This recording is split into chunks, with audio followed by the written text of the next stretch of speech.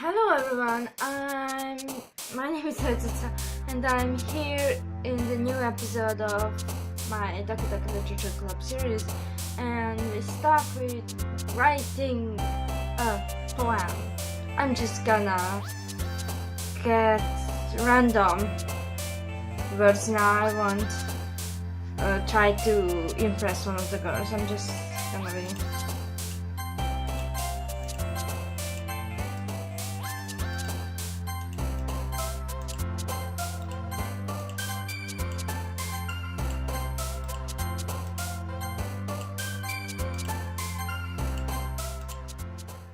okay.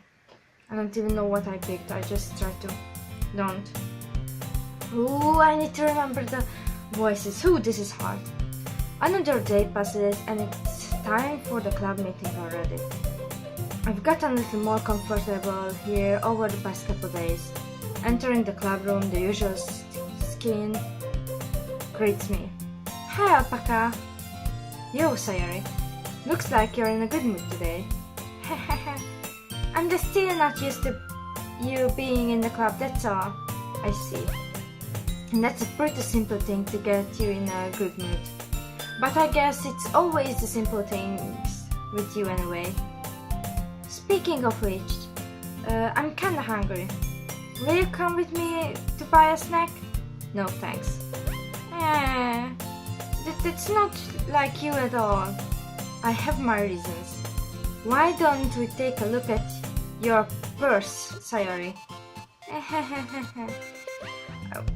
Why that all of a sudden? No reason, really. I just wanted to look at it. Sayori nervously retrieves her coin purse. She fumbles with her latch and gets it open. Then she turns it upside down and lets its contents spill onto the desk. Only 2 small coins fall out. I knew it. I can see right through you, Sayori. It's not fair. How did you even know? It's simple. If you had enough money in the first place, you would have bought a snack before coming to the club room. So either you're not hungry and wanted an excuse to take a walk, or you planned to conveniently forget that you spent all your money so that I would lend you some. But there's one more thing. You're always hungry, and so that only leaves the one option. Ah, I give up. Don't make me feel guilty. If you feel guilty, that means you deserve to feel guilty. Yuri suddenly giggles. I didn't notice that she was listening in. Her face is in her book as always. I wasn't listening or anything. It was just something in my book. Yuri! Tell Alpaca to let me borrow some money. Don't get me involved like that, Sayori. Besides, you should only buy what you can responsibly afford. And frankly, after pulling a mischievous little stunt like that, your suffering is fair enough retribution. Did I just... I didn't mean that. I got too absorbed into my book. I really like when you speak your mind, Yuri. It doesn't happen much, but it's fun side of you. There's no way you could think that. You were right. You were right though. I did something bad and now I have to accept the revolution. Retribution. Sorry. That. Still coming from you, Sayori. I guess there's a little devil inside all of us, isn't there? Don't let her fool you. Sayori knows exactly what she's doing. After all, she told you guys she was bringing me to the club before she even told me. But you wouldn't have come if I weren't for the cupcakes, so I had to trick Natsuki into making them. Come on, give me more credit than that, Sayori. What? Yeah! Out of nowhere, something smacks Sayori in the face and tumbles onto the desk. I have a feeling that it's Natsuki. Oh, what was... A cookie? Sure enough, it's a giant cookie wrapped in plastic. Sayori glances around. Is this a miracle? It's because I paid my restitution? Retribution. Actually, that one almost worked. I was just gonna give it to you.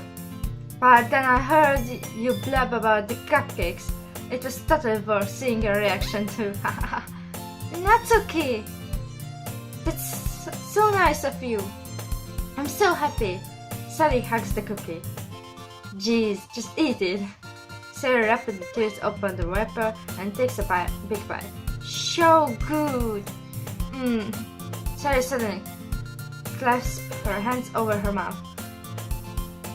I bit my tongue. You're going through a lot over just one cookie. Natsuki takes a bite of her own cookie. Yours looks really good too, Natsuki. Can I try it? Jeez, beggars can't be choosers. But yours is chocolate. Yeah, why do you think I gave you that one?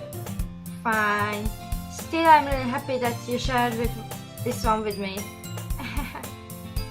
Sally gets out of her seat and goes behind Natsuki and then wraps her arms around her. Jeez. I get it. Cookie's still in hand. Natsuki reaches after the Sayori is up her. Or her.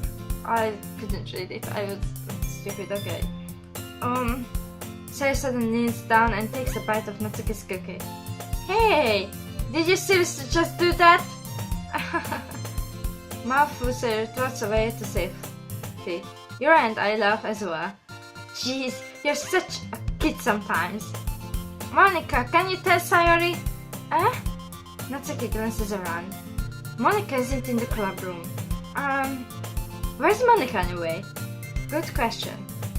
Have any of you heard anything about her being late today? Not me. Yeah, I haven't either. That's a bit unusual. I hope she's okay. Of course she's okay. She probably just had something to do today. She's pretty popular after all. Do you think she has a... I wouldn't be surprised. She's probably more desirable than all of us combined. That's true. Excuse me! Suddenly the door rings open. Sorry, I'm super sorry. There you are. I didn't mean to be late. I hope you guys weren't worried or anything. Monika, choose the club over her boyfriend after all? You're so strong-willed. Boyfriend? What on earth are you talking about? Monika quizzically glances at me. Never mind that. What held you up, anyway? Well, my last period today was study hall. To be honest, I kind of just lost track of time. That makes no sense though. You would have heard the bell ring at least. I must not have heard it since I was practicing piano. Piano? I wasn't aware you played music as well, Monika. I don't really. I kind of just started recently. I've always wanted to learn piano. That's so cool! You should play something for us, Monika. Monika looks at me. Maybe once I get a little bit better, I will. Yay! That sounds cool! Oh, that sounds cool. I'd also look forward to it. Is that so? In that case, I won't let you down, Alpaca. Monika smiles sweetly. I didn't mean any pressure or anything like that. Don't worry, I've been practicing a whole lot recently. And I really love the chance to share once I'm ready. I see. In that case, best of luck. Thanks. So I didn't miss anything, did I? No, not really. I choose to leave out Sayori's mischievous escapade. I'm sure Natsuki will end up complaining to her anyway. It looks like everyone has already settled down. Sayori somehow already finished her entire cookie. Yuri is back to her book and Natsuki disappeared into the closet. Alpaca! Sayori suddenly comes up to me. I'm gonna go get some supplies from another classroom. Want to come with me? Supplies? What for? Well, you know how the festival's coming up? Me and Monica were gonna make some posters and stuff. So I need to go find some crayons and markers and glue sticks. Oh, I see. Shall I go with you? Yay! Okay, Monica, we'll be back soon. Oh, are you going with Alpaca to get the supplies? There's no need to trouble yourself. I'll be happy to go with him. Oh, but I wanted to go. It's so much fun exploring empty classrooms and stuff. Okay. It was just a suggestion. See if you can find poster paper too, okay? Okay. Ready, Apka?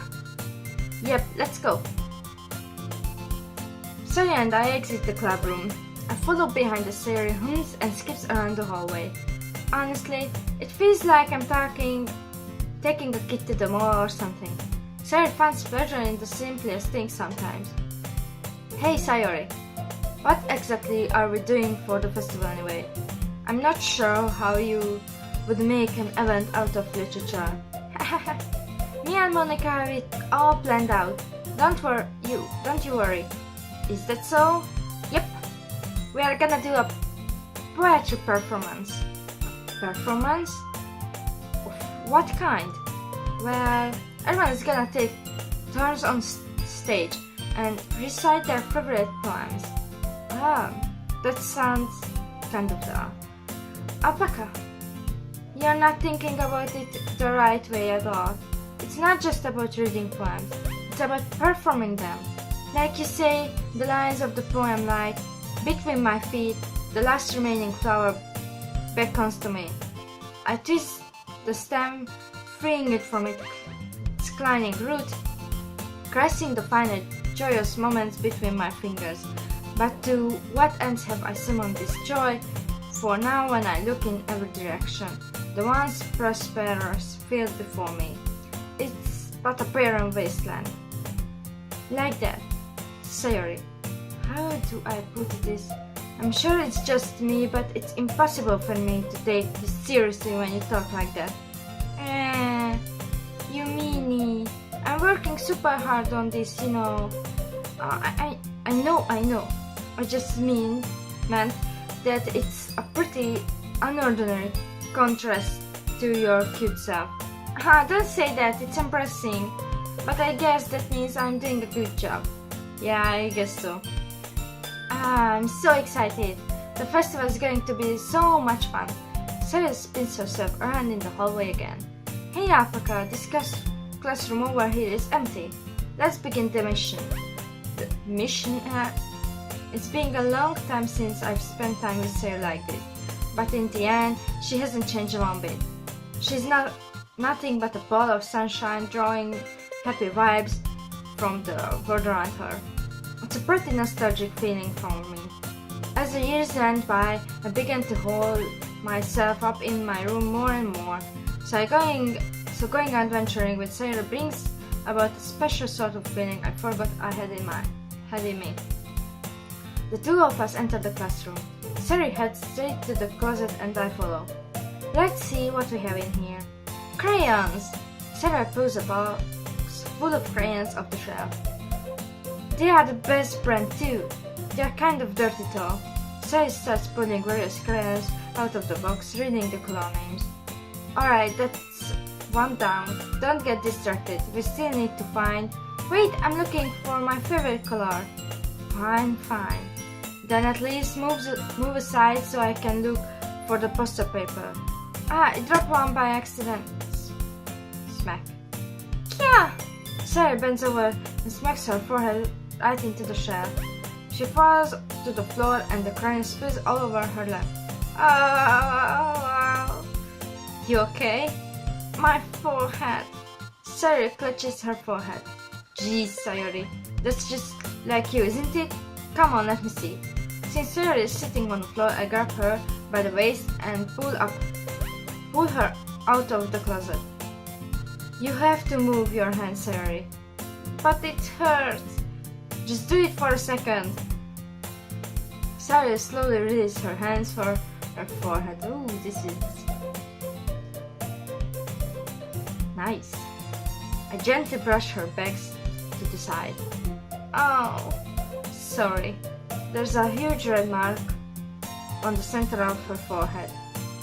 A bump is starting to form as well. Man, that's gonna swell up. I should find you some ice. Alpaca. Where would I even find ice around? Where would I even find ice around this time? I guess a cold drink would do. You don't have to. I'm fine with looking like a unicorn. That's nice. That's great. Even wincing from the pain, Sarah makes a silly joke. What are you saying? I'll be right back, okay? Okay.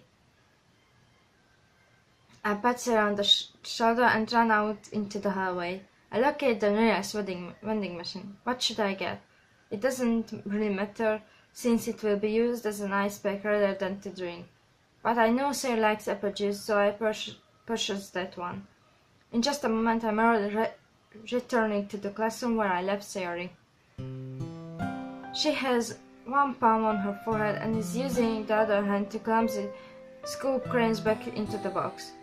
At least they were already in the wrong spot before I spilled them. Sayori, here. I hand Sayori the bottle of apple juice. It's nice and cold. Sayori opens the cap and starts drinking from it. Sayori, what are you doing? It's for your forehead, idiot. Sorry, I forgot. How hard did you hit your head? Sayori places the bottle against the bump on her head. It stings. Just bear with it, it will be better soon. Looks like you cleaned up most of the crayons, so that's good. Hey, Alpaca. This kind of reminds you of growing up, doesn't it? What do you mean? You know how we used to play outside all the time? It would always try to keep up with you. You were kind of oblivious in some ways. Like I usually fell behind or had trouble climbing on the things you did. But sometimes when I tried to do things I couldn't, I would get myself hurt. Sometimes really distracted because they're listening something music, and I hope it won't get demonetized my video because of that. Because I'm gonna be really angry to them because they asked me to take out a sign that I'm recording, to not to bother me in this time, and the sign is out, and they don't have headsets or something. Oh, I'm just really angry that they can't. No one respect me. I'd fall and scrape myself or get a bump, and I would start crying really hard. And you would rush over as quick as you could. You would try really hard to get me to stop crying. It was almost like you blamed yourself and were afraid of getting in trouble if someone found out, even though it really wasn't your fault at all, you know? Did I really do that? Yeah, you don't remember? Come to think of it, maybe I do remember a bit. I guess I was always so focused on my games that I didn't pay enough attention to you. So in a way, it was my fault. Kind of like this time too. I think that would be meowing, but I don't know. If I wasn't rushing you out of the closet, you probably wouldn't have hit your head. Alpaca, I don't think you realize it, but you're always thinking about other people. Even after all these years, you're rushing to help me even though I'm just being clumsy. You're really a sweetheart. Don't call me that. And I don't really do these kind of things all the time. I guess when it comes to you, it just feels natural. Before I even know it, I'm treating you like that. I guess that's what happens when you've been friends for so long. Really? Maybe you're right. Alpaca, I'm so glad that nothing's changed between us. Do you think it'd be like this forever? Forever? If I'm honest to myself, there's no telling where we'll each end up for college or after all that. So it wouldn't be fair for me to make any promises. But, well, I hope so. It's been this long already, right? I can't imagine you ever changing, so my hopes are up. I'm so happy. Sarah has whimsical expression in her eyes. We remain silent for a moment. She's so silly and clumsy on the outside that when I see her deep in thought, like this, sorry, I couldn't sleep at night again. I have sleeping problems. It makes me not want to disturb her. I guess we should go back. I don't want to worry Monika, you know? Good luck with that. She's gonna see your forehead either way. Know if it hides under my bangs. Sari hops to her feet. Ah! She clutches her forehead again. Don't stand up so fast after hurting yourself. Well, I guess it's too late now. Anyway, let's go. I follow Sarah out of the classroom. Sarah plays with her bangs to try to hide the bump, but without much success.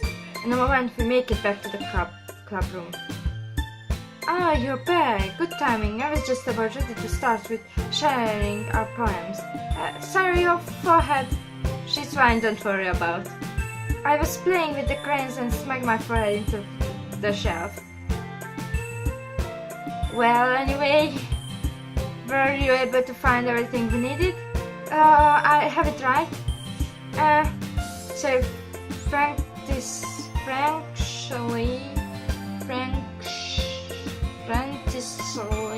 I don't know, glances around herself. I forgot all the stuff. Calm down, Sayori. I have it all right here. I found the poster paper too. Sounds like you ended up doing all the work, Apaka. Oh well, Sayori. I failed to come up with an excuse for Sayori. I made it an adventure. Yeah, that. Okay. In any case, good work.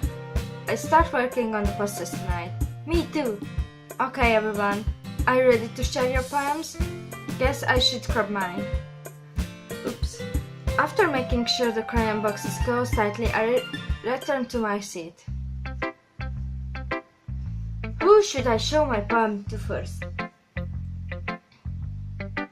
I don't know, I want to make Natsuki angry, so I'm gonna start with him. Well, it's not terrible, but it's pretty disappointing after your last one. Then again, if this one was as good as your last one, I would be completely pissed. Well, I guess I wanted to try something a little different this time. Fair enough, you're still new to this, so I wouldn't expect you to find your style right away. Come to think of it, this kind of reminds me of Sarah's poem from yesterday. You think so? Yeah, well, I guess if you've been friends with her so long, you might be on the same wavelength. But you never really struck me as her type. Sarah has a type all of a sudden? Well, I don't know, but honestly, how can someone so fluffy spend so much time with someone like you? It's like she's dragging around the dead weight. That was a little unnecessary. But think of this way, if it weren't for me, she would probably just fly away like letting go of a balloon. You could say we each take care of each other in our own way. Whatever it is, I didn't get it. Oh yeah, I guess I'm supposed to show you my poem. Here. Amy likes spiders. Yeah. You know what I heard about Amy? Amy likes spiders. Icy, wriggly, hairy, ugly spiders. That's why I'm not friends with her. Amy has a cute singing voice. I heard her singing my favorite love song. Every time she sang the chorus, my heart would pound to the rhyme to the words. But she likes spiders. That's why I'm not friends with her. One time I hurt my leg really bad. Amy had me up and took me to the nurse. I tried not to let her touch me. She likes spiders, so her hands are probably gross. That's why I'm not friends with her. Amy has a lot of friends. I always see her talking to people. She probably talks about spiders. What if her friends start to like spiders too? That's why I'm not friends with her. It don't matter if she has other hobbies. It doesn't matter if she keeps it private. It doesn't matter if it doesn't hurt anyone. It's gross. She's gross. She's gross. The world is better off without spider lovers. And I'm gonna tell everyone. Okay, this is weird. Not bad, right? It's quite a bit longer than yesterday's. Yesterday's was way too short. I was just warming up. I hope you didn't think that was the best I could do. No, of course not. Anyway, the message is pretty straightforward in this poem. I doubt I have to explain it. Sometimes you can explain complicated issues with much simpler analogies, and it helps people realize how stupid they are being. Like, anyone would agree that the subject of this poem is an ignorant jerk. Do you know people like that? Of course, it's about how one thinks that doesn't matter. It can be about anything. I wrote it to be easy to relate to. Everyone has some kind of weird hobby or guilty pleasure. Something that you're afraid if people find out, they'd make fun of you or think less of you. But this just makes people stupid. Who cares what someone likes Who cares what someone likes as long as they are not hurting anyone and it makes them happy? I think people really need to learn to respect others for liking weird things. Well, you're definitely right. At least I can relate to that. And I'm sure a lot of other people can too. Is that what I do best after all? I don't like writing unless there's a good message to take away from it. Like, conveying emotions is important. But I want to make people think, not just feel. Remember that. I'm gonna write a good one for tomorrow too, so look forward to it. I'm getting really tired. Who should I show my poem to next?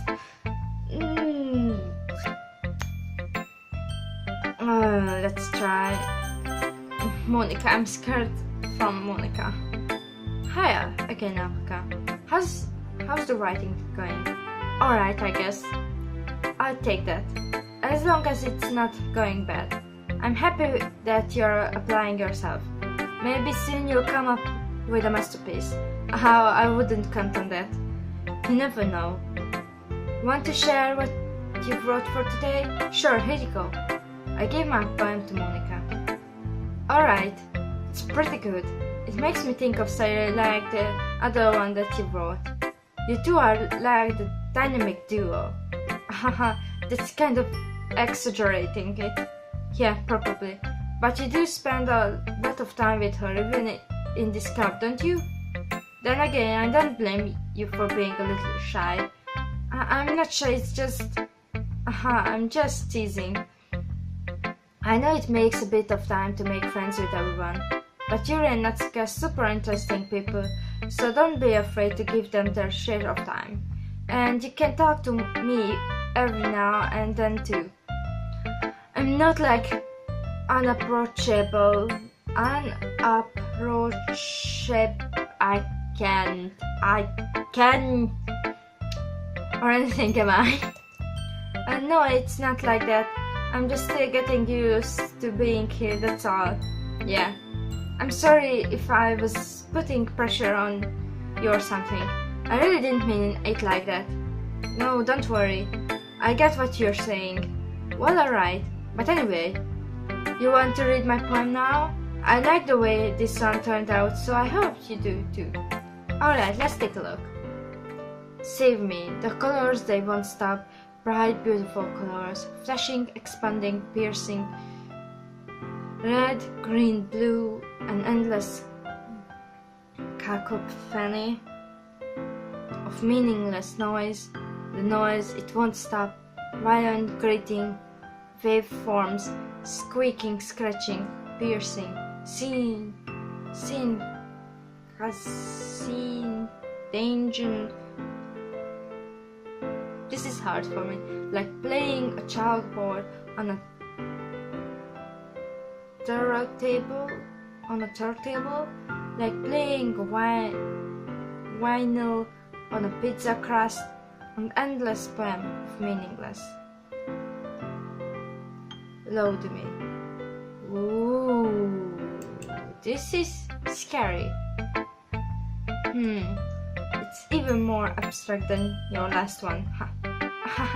I guess it's just the way I write. I'm sorry if you don't like it. No, I never said that. It's just the kind of thing I've never really seen before, I guess. I kind of like playing with my space on the paper. Choosing where and how to space your words can totally change the mood of the poem. It's almost like magic. The way I wrote the lines really short makes it feel like they are trying to speak over the noise. I see. It's still hard for me to tell what it's about to talk. Sometimes asking what a poem is about isn't the right question. A poem can be as abstract as a physical expression of a feeling. I'm getting really tired. Or a conversation with the reader. So putting it that way, not every poem is about something. Anyway, here's Monika's writing tip of the day. Sometimes you find yourself facing a difficult decision. When that happens, don't forget to save your game. You never know when you might change your mind, or when something unexpected may happen. Wait, is this tip even about writing? What am I even talking about? This starts to get scary. That's my advice for today. Thanks for listening. I don't like you, Monika. I don't like you, Monika. I don't like you. I don't like you. I don't like you. I have 2 more and my face is hurting. 2 more. I'm so tired. Maybe I'm gonna end this episode here because I just can't read more. And this will be super bad if I'm continuing reading, so I'm just gonna do a little yes and that. Okay, so I'm gonna end this episode here because I'm really tired. Okay, if you like this, please let me know. Don't forget to subscribe. There's a lot of link in the description that you should check out. And see you in the next video. Bye!